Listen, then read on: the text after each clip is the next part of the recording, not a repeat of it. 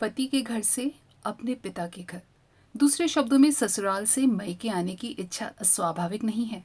और फिर एक ही जगह रहते रहते पैदा हुई ऊब को दूर करने के लिए भी लड़कियां अपने पिता के घर आना चाहती हैं, नए ढंग से कुछ दिन जी लेने और मुक्ति की सांस लेने। बाप के जिंदा ना रहने पर वे भाई के घर भी आती हैं, लेकिन जिसके ना तो बाप जीवित हो और ना कोई भाई ही हो, ऐसी पद्मलता क्या दोबारा अपने गांव सोना पलाशी की धरती पर पांव नहीं रख पाएगी? सोना पलाशी, जहां उसके बचपन और जवानी के दिन बीते थे। भले ही सुख और शांति या कि बड़े सम्मान के साथ ये दिन बीते हों, लेकिन दुख और अपमान भरे दिनों की स्मृतियों का आकर्षण भी कम नहीं होता। यह भी हो सकता है कि अपनी पहचान को एक बार फिर से पा लेने की या लोगों के बीच स्वयं को प्रतिष्ठित करने की प्रबल लेकिन दबी इच्छा पिछले 7 वर्षों से पद्मलता के मन में रही हो।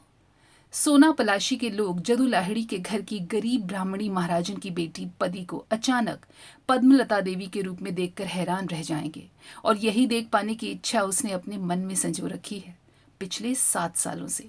दिन हो या रात, तिल तिल कर इस पौधे को इतना भरा पूरा और हरा रखा है उसने, इसे अपने ख्यालों में बसा रखा है। कितने ही रंगों और उल्लास की छटाओं से इस चित्र को अंकित करती रहती है। इस प्रसन्नता के अलावा पद्मलता के जीवन में और किसी चीज की साध या सार्थकता नहीं रह गई है। इसीलिए काफी कोशिशों और चिरौरियों के बाद पति की अनुमति प्राप्त कर वह इतने सालों बाद सोना पलाशी घूमने आई है। और उसका यहाँ आना अकारण नहीं गया है। उसे अपने बीच देखकर सभी सचमुच हैरान रह गए। इतने दिनों बाद उसके यहाँ इस गांव में आने पर नहीं, बल्कि उसके बाद व्यवहार पर गांव वाले हैरान हैं। हैरान ही नहीं, कहना चाहिए कि एकदम ठगे से रह गए हैं। कुदड़ी में लाल कहावत तो बड़ी ही आम है, जिसे पद्मावती पर पूरी तरह लागू कहा जा सकता है।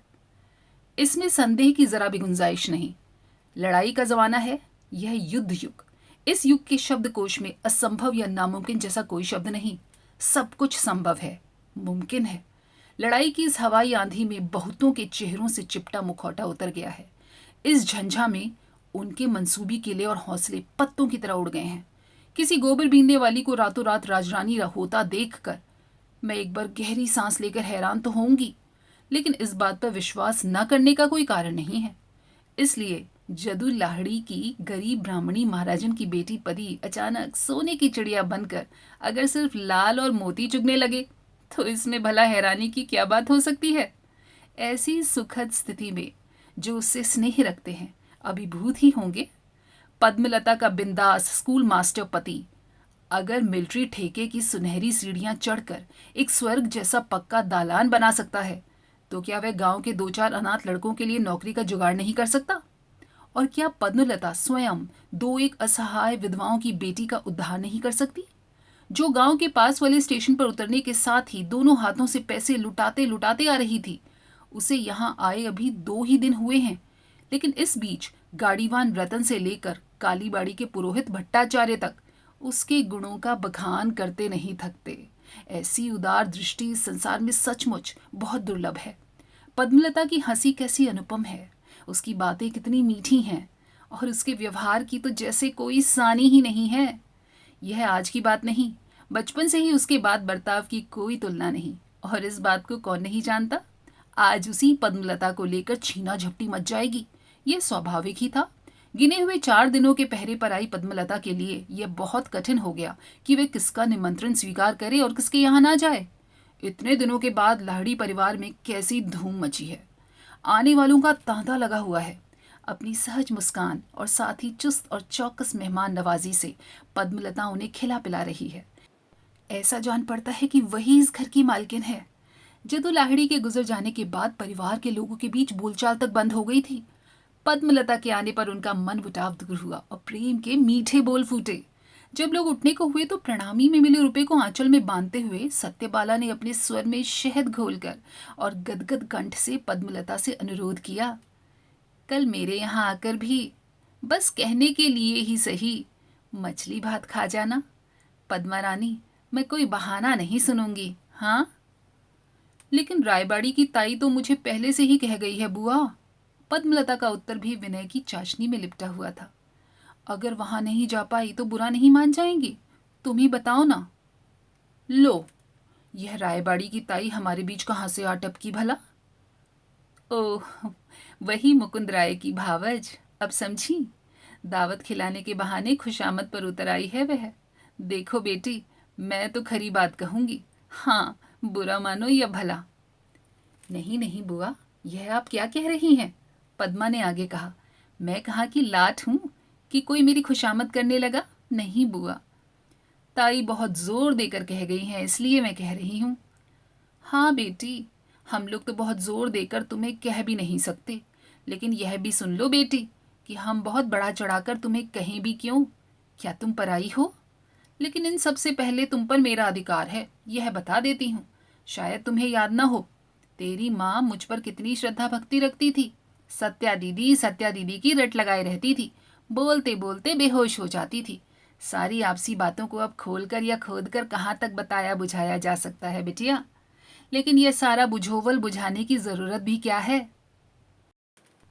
पद्मलता 16 साल की उम्र तक इस गांव का दाना पानी पाती रही है। न जाने कितने अपमान भरे घूंट और अवसाद के क्षण वह भला कैसे भूल सकती है? उसकी माँ सत्यबाला बुआ की जुबान से टपकता जहर कितनी खामोशी से पीती रही थी इस श्रद्धा भक्ति के नाम पर। पद्मा की याददाश्त क्या इतनी ही कमजोर है कि वह यह सब कुछ भूल जाएगी? अपनी माँ के लिए पद्मलता को बहुत दुख नहीं होता क्या? उसकी याद आने पर उसकी स्मृतियों के समुद्र में जैसे ज्वार भाटा सा उठने लगता है। हाँ, इसे याद है, लाहिड़ी परिवार के इसी दालान में सर्दी की ठिठुरती रात में हड्डियों में सुइयों चुभोती बर्फीली हवा झेलती हुई एक दुबली पतली और बीमार विधवा लगातार खांसती चली जा रही है। यह मुई खांसी 12 महीने जिसके पीछे लगी रहती है। लट्ठे की मोटी धोती का आंचल बार बार अपने सीने पर खींचकर ठंड से बचने की असफल सी कोशिश करती और फिर इसके साथ ही घर संसार के अगले दिन के तमाम कामों को सहेजने समेटने लगती है। लेकिन इन ढेर सारे कामों के बीच एक चीज जो लगातार उसके साथ लगी रहती है वह है उसकी खांसी। उसकी खांसी की ठन ठन अब भी इस दालान के मेहराबों और छज्जों से चिपकी हुई है और अब भी जब रात गहरा जाती है तो ऐसा जान पड़ता है कि उसके खांसने की आवाज सुनाई देने लगेगी। उसी औरत के पीछे पीछे एक छोटी सी लड़की चक्कर काटती रहती है। उसकी देह पर भी कोई गर्म कपड़ा नहीं है।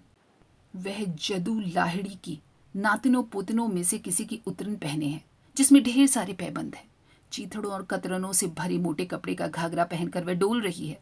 अपनी माँ से अपने सीने को सटाकर थोड़ी बहुत गर्मी महसूस की जा सकती है, लेकिन गर्दन को रेतने वाली कटार की तेज धार को झेलते झेलते ऐसा भी होता है कि वह इस तरफ से उदासीन हो जाती है। तब शायद सर्दी का एहसास नहीं रहता, शरीर की दो एक जगहों पर चिनचिनाते चिकोटी काटे जाते रहने का एहसास के अलावा। परेशानी होती है इन दोनों हाथों को लेकर। बर्फ के टुकड़ों की तरह छोटे छोटे हाथों से माँ के कामों में जहां तक संभव हो सकता है हाथ बटाती है। पानी में काम करते हुए जब उंगलियां अचानक अकड़ जाती हैं, ऐसे मौके पर उसकी माँ का काम दुगना हो जाता है। तब लालटेन के माथे पर आंचल रखकर वह बिटिया के छोटे छोटे हाथ पांव सेक देती है, उसे अपनी गोद में खींचकर उसकी बकती झकती है, उसे मीठी छिड़की पिलाती हुई कहती है, तू इस काटती ठंड में क्यों दौड़ती भागती रहती है बिटिया? देख, अभी कितना काम का बाकी रह गया है। मैं यहाँ खाना पकाने के लिए रखी गई हूँ रे। लेकिन खाना पकाने का काम खत्म हो जाने पर भी उसे छुट्टी नहीं मिलती। उसे पता है कि किसी अबोध बालिका के लिए 2 मुट्ठी भात जुटाना कितना मुश्किल है। भले ही वे छोटे मोटे कामों में उसकी सहायता कर दिया करे, तभी वे बार बार अपनी बिटिया को बिछोने पर सो जाने को कहती है। लेकिन अंधेरे और बुझे कमरे की खाली चारपाई पर बिछे बासी बिछौने की याद से ही बेचारी के रोंगटे खड़े हो जाते हैं। उसके चीकट तकिए पर पता नहीं कौन पानी उड़ेल जाता है। वह माँ के नरम गरम कलेजे में दुबक कर न सोए तो फिर और कहाँ जाए? यही नहीं, दुनिया भर के तमाम भूत प्रेत, दैत्य दानव क्या उसके इर्द गिर्द झुंड बांधे अपने अंजर पंजर छितराए और मुंह बाए इस कमरे की पलस्तर उधड़ी दीवारों से सटे घुप अंधेरे कोने में खड़े नहीं हैं? जदू लाहिड़ी की बीमार पत्नी अपने आप उठकर बैठ नहीं सकती, लेकिन दुनिया भर की खबरें उसके कानों तक कैसे पहुंच जाती हैं, ये सचमुच हैरानी की बात है। दिए का लोभ दिखाकर और आंचल की ओट में पद्मा का बिछोवन तक ले जाने के लिए भी लाहिड़ी की पत्नी की उखड़ी उखड़ी लेकिन खींच भरी आवाज कानों में पड़ती रहती। अरे यो नवाब की शहजादी, बेटी को लाड दुलार कर इतना सर पर मत चढ़ाओ। दिए का तेल कोई हराम का नहीं आता। दिमाग में कोई बात टिक पाती तो मेरी बकझक भी कम होती। और 2-2 लोगों के खाने पीने कपड़े लत्ते का जुगाड़ कोई बच्चों का खेल नहीं। पता नहीं घर में ऐसा कितना काम है कि माँ बेटी दोनों की दोनों दिन दोपहर सांझ रात डोलती फिरती हैं। आखिर करती क्या रहती हैं? अपने आराम के लिए दिन का काम रात में और रात का काम दिन में, है ना? बामन की बेटी हो, कभी फुर्सत मिले तो बैठकर हिसाब लगाना कि इन महीनों में कितना किराना तेल फूक दिया है। हाँ, दूसरों का पैसा है तो कलेजे में पीर कैसी। वो कहावत है ना, मोल तोल किस बात की जब मिले मुफ्त में माल। तुम दोनों का तो बस यही हाल है, और मैं अभी ऐसी दुर्गत में पड़ी हूँ कि तुम जैसी बेईमान का पालना पड़ रहा है। जदू लाहिड़ी की पत्नी बोलना शुरू करती तो थमती नहीं। दिए की लौ तब तक दम तोड़ चुकी है। भूत और प्रेत का भय, और चाहे किसी को जितना भी सताए, लाहिड़ी की घरवाली का इससे कुछ आता जाता नहीं। बारिश के दिनों में पानी में छपछप करते और घुटने तक कीचड़ में लिथड़े माँ के साथ साथ पोखर के घाट तक जाने और फिर वापस लौटने की यादें सुख और दुख दोनों से भरी हैं। कभी कभी तो इसमें बड़ा मज़ा आता, लेकिन जब माँ की खांसी बढ़ जाती तो फिर परेशानी बड़ी होती। उस दिन जी में यही आता कि माँ और बेटी रात और दिन चीथड़े पर लेटकर ही बिता देंगी। भात खाने की भी क्या ज़रूरत है? 2-4 दिन नहीं खाएंगे तो क्या हो जाएगा? लेकिन ज़रूरत नहीं है, ऐसा कह देने से ही तो ज़रूरत नहीं मिट जाती। तो भी एक नन्ही सी जान को उसने यह जता दिया था। ऐसी ही परिस्थितियों के बीच एक और दृश्य उसे याद आता है। यही तो वह घर और दालान था, लेकिन वे दोनों जैसे कोई और थीं। तांबई रंग और दुबले पतले हाथ पांव, फिटी चिटी फ्रॉक वाली वह लड़की अब नए यौवनागमन के साथ सुडौल और स्वस्थ युवती में परिवर्तित हो गई थी। एक अदद साड़ी में अब उसकी लाज नहीं टिक पाती। काटती ठंड से बच पाने की अपेक्षा कहीं अधिक कष्टकर है छोटी बहर और अरज की साड़ी। इससे अपनी लाज ढक पाने की चेष्टा, लेकिन तो भी वह सिमटते सकुचाते वे घर संसार का सारा काम करती है। अपनी बीमार विधवा माँ पर उसकी प्यार भरी देखभाल का कोई अंत नहीं है, लेकिन माँ है कि उसे भोर हो जाने के बावजूद लोरी सुनाती रहती है। बिटिया माँ की ओर देखकर हंसती है और छिड़कती है, क्यों तुम अकेले क्यों नहीं जा सकती? मैं भी तो सुनूं, डर लगता है। क्या तुम्हें कोई भूत भकोस लेगा? माँ उसे कैसे समझाए कि भूत प्रेत से नहीं, उसे अपनी नवयौवना बेटी से डर लगने लगा है।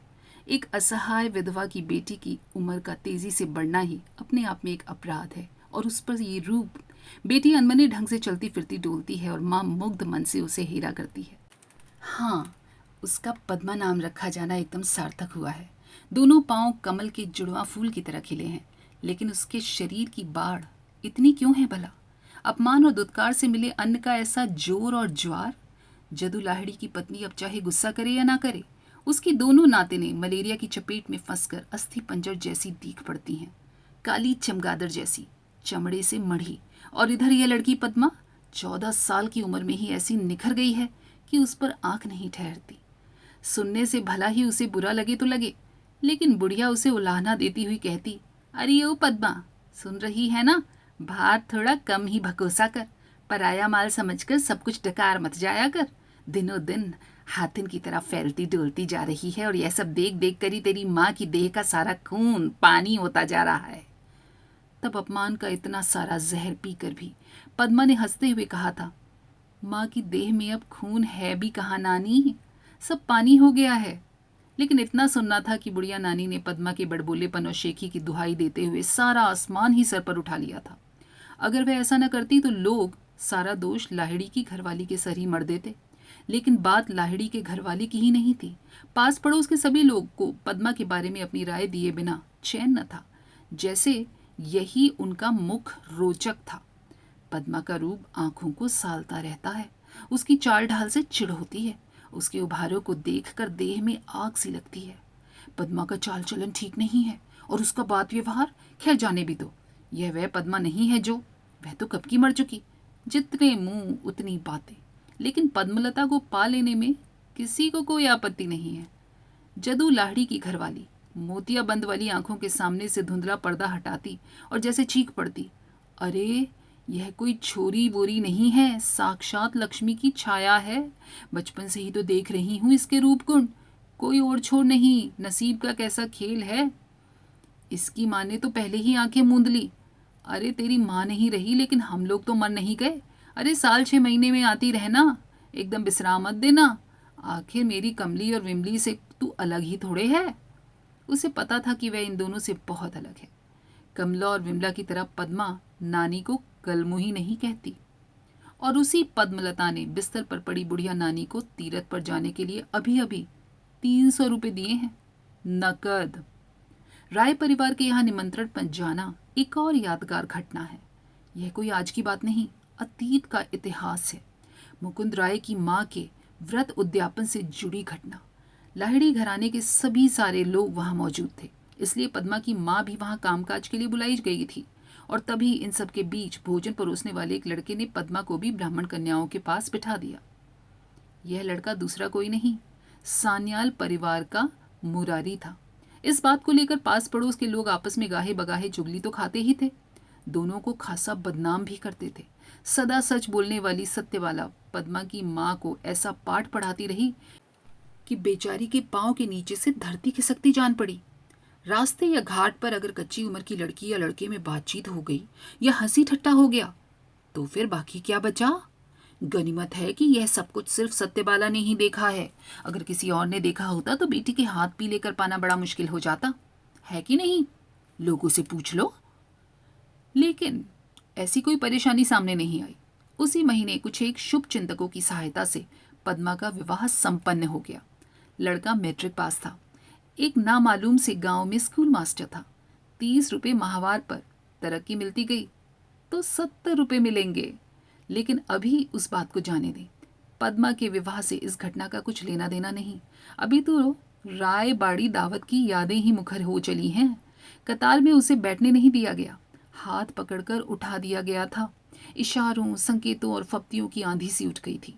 और इसी हंगामे के दौरान मुकुंद राय की बड़ी बेटी निभाननी अचानक उठ खड़ी हुई थी और उसने तब जो कुछ कहा था वह बहुत गलत नहीं था। सच ही तो है।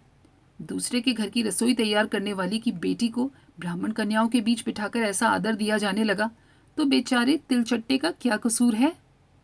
उसे भी पंछी का दर्जा दे दिया जाना चाहिए। सीढ़ियों से ऊपर 2 तल्ले के दालान पर पांव रखते हुए 7-8 साल पहले वाली घटना उसके मानस में गूंज पैदा कर रही थी। लेकिन तभी उसका ध्यान मुकुंद राय की पतोहू ने अपनी ओर खींचा और मुस्कुराती हुई बोली, आओ ननद, चलो। तुम्हें इस बात की सुध तो आई कि तुम्हारी कोई भावज भी है। यहाँ आकर भी एक बार हमारी तरफ रुख तक नहीं किया तुमने। क्या बताऊं भौजी, यहाँ पिछले 3 दिनों से घूमती ही तो रही हूँ, बस ले देकर 4 दिनों के लिए आना हुआ है। किसी से अच्छी तरह भेंट तक नहीं कर पाई। बहाने मत बनाओ बहना, इतने दिनों के बाद आई हो, वो भी 4 दिनों के लिए। अपने पति को चिट्ठी लिख भेजो कि इतने दिनों तक खूब मजे उड़ा लिए, अब कुछ दिन हमारे लिए भी रख छोड़ें। और फिर वे तो दुनिया भर के कामों में फंसे रहते हैं, अपने कारोबार में मस्त। फिर यह बीवी बीवी की रट कैसी? अरे इसी परेशानी के चलते तो नहीं आ पाती कभी, उनकी सारी देखभाल करनी पड़ती है, अकेले आदमी हैं। ऐसा कहते हुए पद्मा के होंठों पर खिंच जाती उसके ऐश्वर्य और समृद्धि की रेखा एक चमकीली मुस्कान बनकर। थोड़ी देर तक इधर उधर की बातें करने के बाद असली बात बहू की जुबान पर आ ही गई। ननद जी, लगता है तुम देह पर कोई ज्यादा जेवरात डालना पसंद नहीं करती, है ना? सवाल सचमुच बहुत टेढ़ा था और पद्मलता ने थोड़े बहुत जो आभूषण पहन रखे थे वे उसकी पद मर्यादा के मुकाबले कुछ कम थे। यह आपत्ति पिछले 3 दिनों में अब तक क्यों न उठाई गई थी? सचमुच आश्चर्य की बात थी। चांदी की उजली आभा में सोने का अभाव अब तक लोगों की आंखों में नहीं पड़ा था। चांदी की औकात को नीची निगाह से देखने पर वह सोने के मुकाबले अवश्य ही अपराधन बन जाती है, इस बात को सभी जानते हैं। पद्मलता के चेहरे पर संतोष की आभा चमक उठी। वह मधुर मुस्कान के साथ बोली, अरे क्या बताऊं, तुम्हारे नंदोई साहब ने सारे गहने अलग उठा रखे। यह भी कोई बात है? दुर्गा दुर्गा, क्या कह रही हो तुम? अब और क्या बताऊं बहना, मेरे पति का मानना है कि गांव और कस्बों में चोर उचक्के और डाकुओं का बड़ा जोर होता है। देह पर भारी गहना देखकर वे इसे पहनने वाली को ही उठाकर चंपत न हो जाएं। तभी उन्होंने कहा, रुपए पैसे चाहे जितने भी ले जाओ, लेकिन जेवरात एकदम नहीं।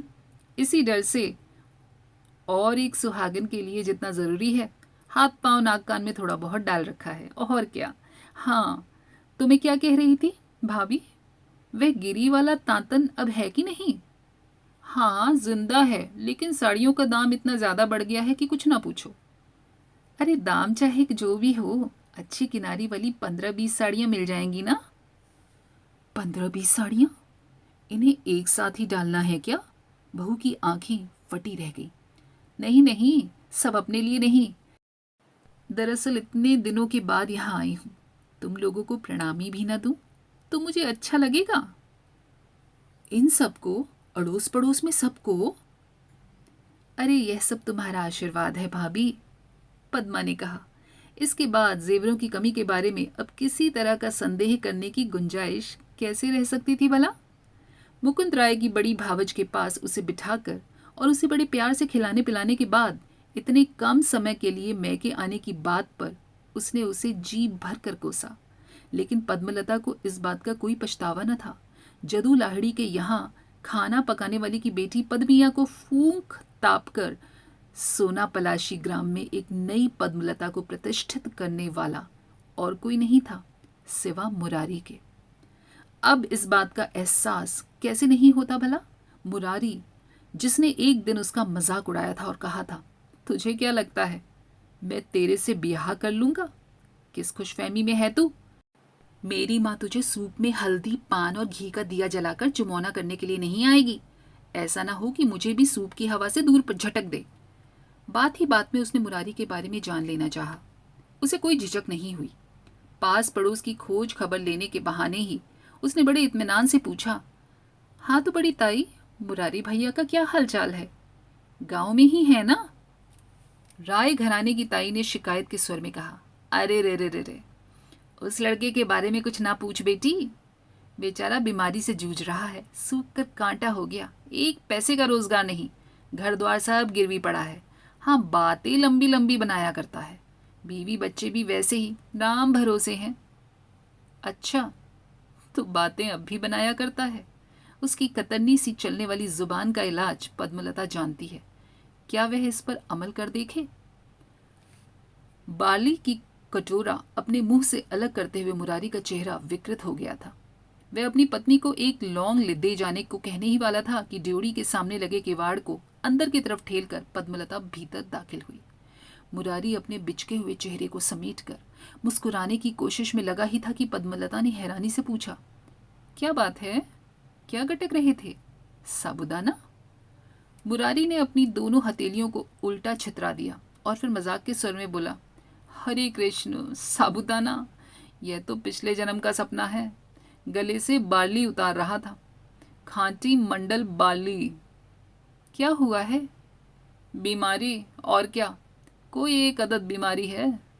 गरीबी, दुश्चिंता, साहूकार का डर, घरवाली, आए दिन झगड़ा, पीलिया, बुखार, डिस्पे, फिया। अच्छा अच्छा अच्छा, बस भी करो, पद्मलता ने उसे झड़कते हुए कहा। इस खुर्रे को ज्यादा लंबी करने की कोई जरूरत नहीं है। तुम्हारी घरवाली कहाँ है? आस पास ही होगी कहीं। और बड़े भैया भाभी? वे लोग वे सब तो बहुत पहले ही गांव छोड़कर चले गए, माँ बाप के गुजर जाने के बाद। तभी तुम्हारा यह हाल है। मुरारी ने अपनी कमजोर और बीमार देह पर नजर दौड़ाई और फिर तीखे स्वर में बोला, इसमें बुरा ही क्या है? अब सबके नसीब में सोने का कदली वन तो लिखा नहीं होता। कदली वन ना हो, बेद का वन तो होता है। पद्मलता ने छूटते ही कहा, अरे रोना तो ऐसी बात का है कि बड़े लोगों की खाल पर इस बेद का कोई असर नहीं होता। कहते कहते मुरारी हंस पड़ा। उसके इस मजाक पर कोई ध्यान न देते हुए पद्मलता पास रखे एक मोड़े पर बैठ गई और बोली, अब तुम बैठने को तो कहोगे नहीं, बड़े अकड़ वाले हो भाई। लो, मैं तो बिना कहे ही जम गई। अरे कहाँ चली गई ओ घर की मालकिन? कोई अता पता है? घर की मालकिन तब तक अपनी रूखी सूखी धज को सहेजने में लगी हुई थी। सब कुछ अस्त व्यस्त पड़ा था, यहाँ तक कि किसी के सामने निकल पाना भी मुश्किल हो जाता। दोनों बच्चे भी बाबा आदम की औलाद बने फिर रहे हैं।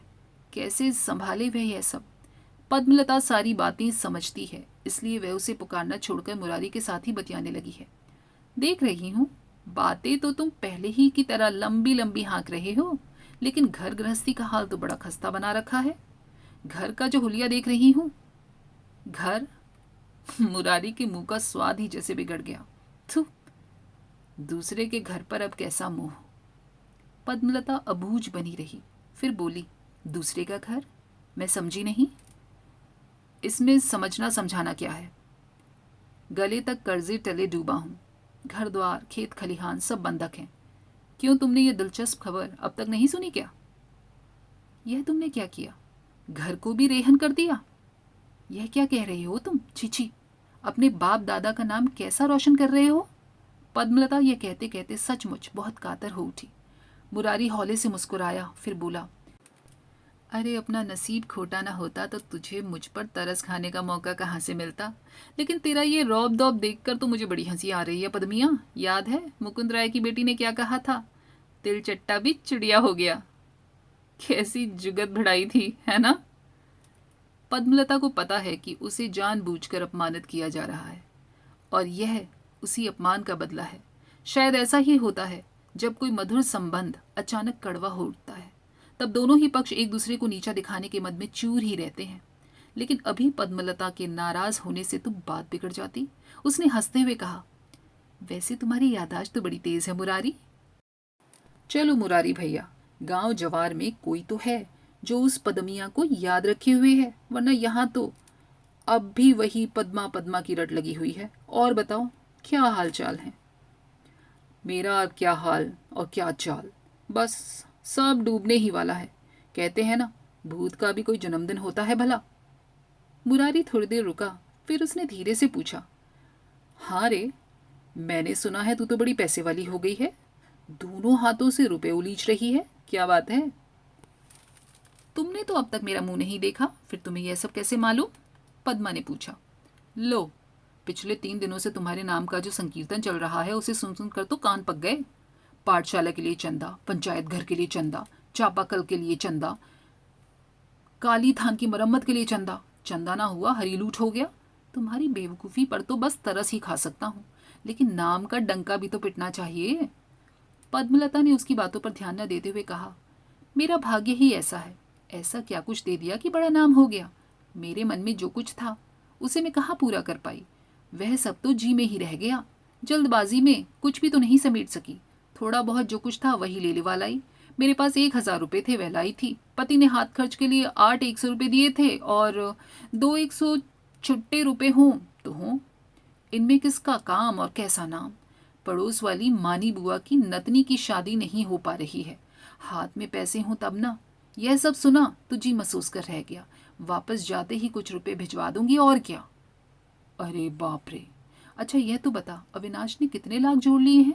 किन किन चीज़ों की सप्लाई का ठेका लिया है उसने? चावल का, गेहूं का, गाय बकरियों का या फिर छोकरियों का? यह कहते कहते मुरारी की नाक का अगला सिरा और भी टेढ़ा हो गया। घृणा और व्यंग से होठों के कोने पर धारदार मुस्कान खिलने लगी।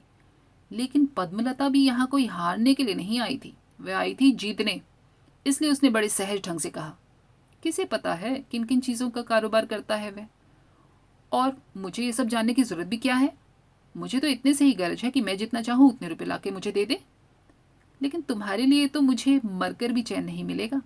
अपने घर तक को गिरवी रख दिया और पैसे खा गए, और अगर इसे छुड़ा ना पाए तो? आखिर कितने रुपए में गिरवी रखा है इसे? 500 में। क्यों, तू देगी मुझे पैसे? और नहीं तो क्या, थोड़े से रुपयों के लिए बाबा दादा की रही सही थाती बेच खाओगे क्या? इतना कहकर पद्मलता अपनी साड़ी की आंचल में गंठी गांठ खोलने लगी। क्या बात है पद्मिया, तू 500-700 रुपये हमेशा अपने पल्लू से बांध कर ही घर से निकलती है क्या? मुरारी ने पूछा। तो फिर और क्या करती मुरारी भैया? और बोली, लाहड़ी नानी ने इन रुपयों को अपने पास रखने से मना किया है। जो कुछ लाई थी वह पल्लू में ही बांध लिया। खैर, रुपए तो खर्च करने के लिए ही होते हैं, वापसी का किराया साथ रहे यही बहुत है। इसके बाद उसने बड़े आकार के 5 नोटों का एक एक कर गिना और उसे जमीन पर रखा। लेकिन इस बीच मुरारी यकायक गंभीर हो गया। उसने भरे गले से कहा, देख पद्मी, तिलचट्टे का पंछी हो जाना तो ठीक है, लेकिन वह एक बारगी गरुड़ हो जाए ऐसा दिखावा मत करना। लेकिन पद्मा कहती गई, भले ही तुम मुझे जी भर कर अपमानित कर लो, लेकिन ये रुपए तो तुम्हें लेने ही पड़ेंगे। इन थोड़े से रुपयों के लिए मैं तुम्हें अपनी ही मड़ैया से बेदखल होने नहीं दूंगी। लेकिन मैं तेरे पैसे क्यों लेने लगा? बड़ी पैसे वाली आई है। पैसे का रूप डालकर तू मानी बुआ जैसी औरतों को सिर अपनी झोली में डाल दे। तो मुझ पर अपना जाल मत फैला। इतना कहकर मुरारी ने रुपयों को आगे खिसका दिया। लेकिन तभी उसकी नज़र अपनी पत्नी पर पड़ी, जो इतनी देर तक गायब रहने के बाद सामने आ खड़ी थी। उसने उससे चिढ़कर कहा, कब से एक लौंग मांग रहा हूँ, क्या हुआ? सबके सब कहाँ मर गए? मुरारी की घरवाली इतनी देर तक शायद अपने को सहेज रही थी और अब ठीक सामने थी, लेकिन जब उसने देखा कि बात रुपए पैसे की चल रही है तो फिर वह आड़ में चली आई। अचानक पति के बुलाने पर वह रंगमंच पर अवतरित हुई और झुंझल भरे स्वर में बोली, मर खप जाती तभी जी को चैन मिलता, तुम्हारे हाथ से छुटकारा तो मिलता। मुआ मेरा नसीब ही जला भुना है। अब आप ही देखिए दीदी, जब से आप आई हैं ये कैसी जली कटी सुना रहा है। देख रही हूँ, इस आदमी का दिमाग खराब हो गया है भाभी। ये थोड़े बहुत रुपए हैं, उठाकर आप ही रख लो। आखिर इस घर को छुड़ाना भी तो है, वरना रहोगी कहाँ? घरवाली ने हालांकि सब कुछ सुन रखा था और वह रुपयों की तरफ ललचाई नजरों से देख भी रही थी, तो भी उसने कहा, इस आदमी को तुम इतने सारे रुपए उधार दे रही हो दीदी, इस जन्म में वह इन्हें चुका भी पाएगा? अरे नहीं पगली, इन्हें चुकाने की कोई जरूरत नहीं है। तुम्हारी शादी पर मैंने तुम्हें कुछ नहीं दिया था, वही समझ लेना। लो रख लो इन्हें। और अपने बाल गोपाल को तुमने किस लोहे के संदूक में बंद कर रखा है भला? दिख नहीं रहे?